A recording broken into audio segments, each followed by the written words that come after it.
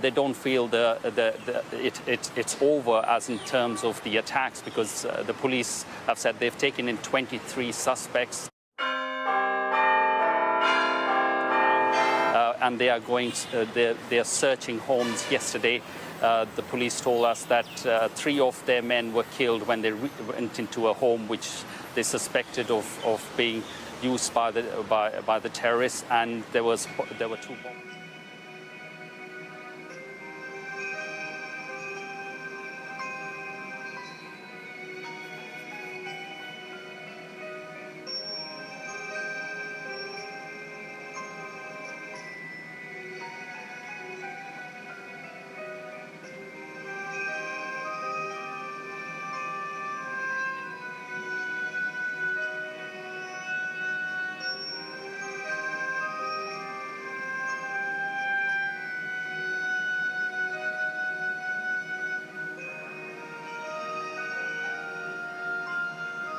In fact, from here, and I'm standing in front of the first church that was hit yesterday.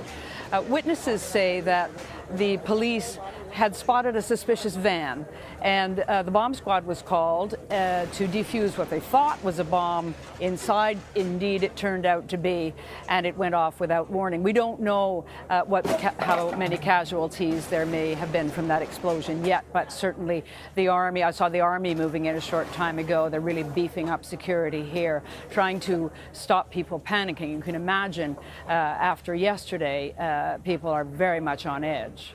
Liz, we just saw video as you were talking of what appears to be a vehicle exploding. Now, the control room hasn't confirmed.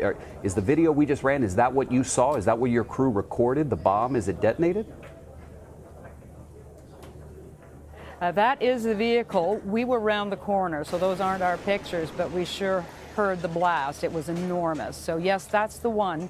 And it's, as I said, very close to where, you know, scores of Christian Roman Catholics were killed yesterday in that wonderful landmark church behind me, San Sebastian's, where the clock in the clock tower is stopped at 8:45, which tells you exactly when the bomb went off. Wow, stopped at 8:45. Liz, what do you know about the reports that the intelligence agencies in Sri Lanka may have had some type of warning? The Prime Minister himself said that apparently a senior security official had received word that Sri Lankan churches might come under attack. And the word was passed to heads of the various security services. But it doesn't appear that the politicians were in the loop, or at least they're saying they weren't. And it also doesn't appear that extra measures were taken to protect churches. Now that is going to enrage people who are already frightened when they heard this, have really lost faith in the will, perhaps, of their government to protect them. You know, there was a decades-long civil war that ended about 10 years ago. And I'm wondering who, at this point, the government is placing blame on among the 25 or so folks who've already been arrested. They say that the group that organized yesterday's and today's bombings is a homegrown Islamist extremist group. And they say that all of the men who were sent to carry out the suicide bombings yesterday, 7 of them, were Sri Lankans. But bear in mind, Muslims are a very small community here, about 7% of the population. They've attacked the other religious minority, 6% of the population, and a lot of people are saying that just doesn't make sense in Sri Lanka for a small minority. Analysts are saying if it indeed was an extremist Muslim organization, it had to have had international backing. You know, it was complex, it was coordinated.